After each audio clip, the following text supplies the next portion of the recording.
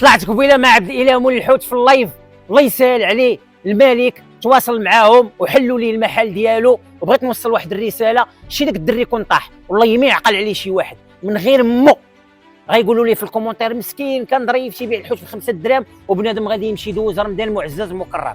شو هذا اللي فوق مني؟ حتاله وحيوان وحقير وما مربيش وتيسب الله عز وجل وتيسب الدين وتيسب البنادم والديه ما داروا ليه والو. فينا هما جمعيات حقوق الانسان.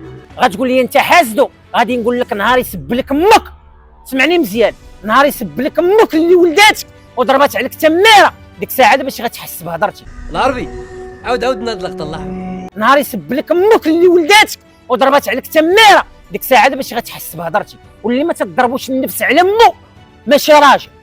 سمعتيني يا صديقي؟ واللي ما كنتيش تتحملني بلوكيني، حيت انا تندير فيديوهات للرجال، حيت باقي 30% ديال الشباب المغربي راجل تضربوا النفس على مو وباغي يوصل وتيتقاتل وتيقرا على قبل والديه باش يكون راجل. سمعتيني يا صديقي؟ والملك احبه في الله، ما بغيتو لا يعطيني لا نعطيه. الملك تنبغيه بحال با بحال خالي بحال عمي، ليا به الاحترام. وعاش الملك وعاش الشعب المغربي، والله ينصر سيدنا. واحبكم في الله، اي واحد راجل وتضربوا النفس على والديه تنبغيه وتنحبه. ولا ما كنتيش تحمل الفيديوهات ديالي بلوكيني. مع السلامه.